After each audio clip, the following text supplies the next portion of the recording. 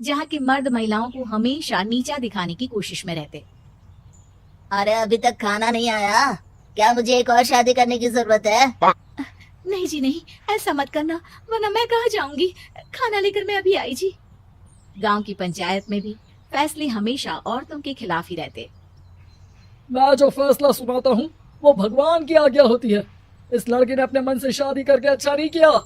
लड़के को घर भेज दो और इसकी शादी इसकी जाति की किसी लड़के से करवा दो, लेकिन ये लड़के, इसे तो गांव के बाहर निकाल दो। नहीं नहीं जमींदार साहब, ये क्या बोल रहे हैं? ऐसा नहीं हो सकता। मेरी बेटी मासूम है, इसे अच्छे बुरे की समझ नहीं है। अरे कहाँ जाएगी ये बेचारी? कहाँ जाएगी? इतनी चिंता है तो पूरे परिवार का गांव निकाला कर देते हैं। बेचारे पूरे बसे बसाए परिवार को गांव छोड़ना पड़ता है। चाहे जो हो, अगर बेटियों को कंट्रोल नहीं कर सकते तो गांव में रहने का कोई मतलब नहीं है। यहाँ औरतों को दब कर रहना होगा। कोई भी अपने हिसाब से कुछ नहीं कर सकता, सब ईश्वर की मर्जी से ही होगा। तभी गांव का एक आदमी दौड़ा दौड़ा आता है। सरपंच साहब, जमींदार साहब, वो कालिया है ना, उसकी बेटी पढ़ने के लिए शहर जा रही है। अच्छा, ये कब हो गया? और कालिया की हिम्मत कैसे हो गई ऐसा करने की? लेकर आओ उसे और उसकी बेटी को। बस फिर क्या था, हाजिर हो जाते हैं कालिया और उसकी बेटी सरपंच के सामने। और कालिया, ये क्या सुनने में आ रहा है? बेटी को इंजीनियर बना रहा है तू? और ये बता, गांव में तो स्कूल नहीं है, फिर कहां से इतनी क्लास पास कर गई तेरी बेटी? राधा, जो कि कालिया की बेटी है, उसे लगता है कि सरपंच उसकी तारीफ कर रहे हैं। सरपंच जी, मैंने ऑनलाइन पढ़ाई की है, डिस्टेंस लर्निंग से। सभी में मैंने अच्छे नंबर पाए हैं, जिसे देखते हुए शहर की इंजीनियरिंग कॉलेज में मुझे स्कॉलरशिप मिली है। वाह जी वाह, क्या होती है ये? पहले तो ये बताओ, फिर आगे की बात करते हैं। पूरा गांव राधा की बात सुन रहा था और राधा बोलती जा रही थी। तो ऐसे मैं फ्री में एक अच्छी शिक्षा लेकर गांव में जो कुछ परेशानियां हैं, जैसे बिजली, पानी और इंटरनेट जैसी समस्याओं के लिए काम करूंगी।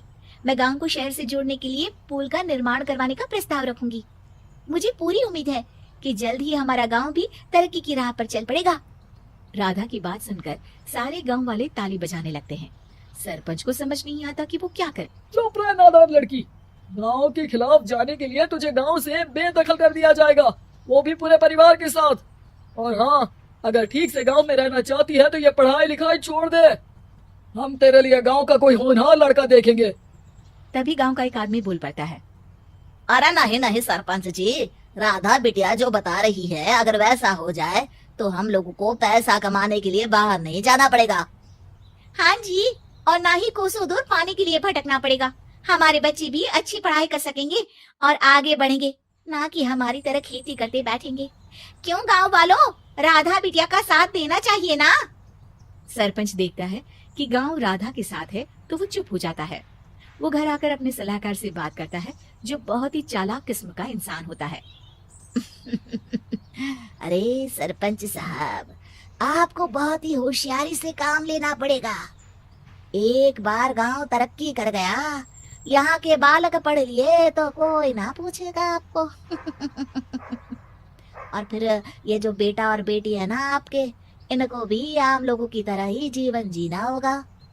हाँ, लेकिन करे तो क्या करे? वो ना आप मुझ पर छोड़ दीजिए, बस मैं जैसा बोलूं करते जाइए। अगले रोज सुबह जब गांव वाले सोकर उठते हैं तो राधा के घर के बाहर और साथ ही वो लोग जिन्होंने राधा का सपोर्ट किया था, उनके घर के आगे लाल रंग से कल आऊंगी लिखा होता है। कल आऊंगी, ये क्या होता है? अरे यह तो खून से लिखा है, लगता है कोई भूत प्रेत या चुड़ैल का साया है। चलो सरपंच जी के पास चलते हैं। सभी सरपंच के पास जाकर उसे सारी बात बताते हैं। और ये तो बड़ी मुश्किल की बात है। चलो, मैं एक बाबा को जानता हूँ, उन्हें बुला लेता हूँ। सरपंच बाबा को लेकर गांव के घर के बाहर जाता है। ओहो, तो ये वो चुड़ैल है जो उन लोगों को निशाना बनाते हैं जो गांव को बदलने का सपना देखते हैं। वो गांव को ऐसे ही संपन्न देखना चाहती है, वो नहीं चाहती कि कोई बाहरी यहाँ का कायाकल्प करे। क्या तुम लोगों में से किसी ने गांव को बदलने की सोच रखी है? तभी राधा की माँ रोते रोते आती है। मेरी राधा घर से गायब हो गई है, अरे कोई तो बचाओ, मेरी बच्ची कहाँ गई?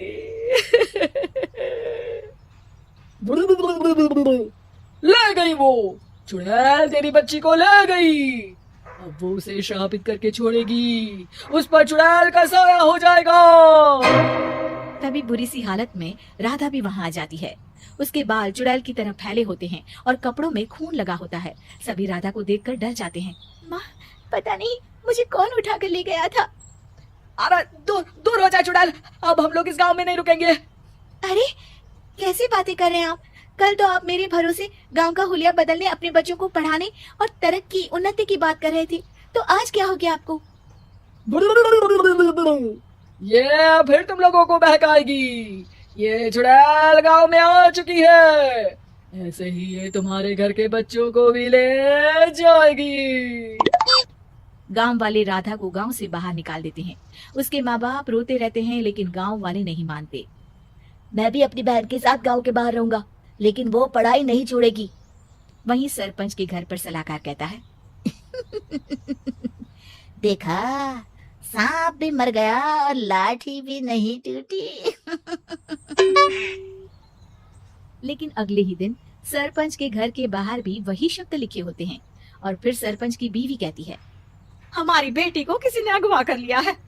तभी राधा का भाई वहां आ जाता है। अरे गांव वालों, मैंने सरपंच जी की बेटी को देखा था, वो चुड़ैल उसे उठाकर ले जा रही थी। अरे क्या मजाक कर रहे हो?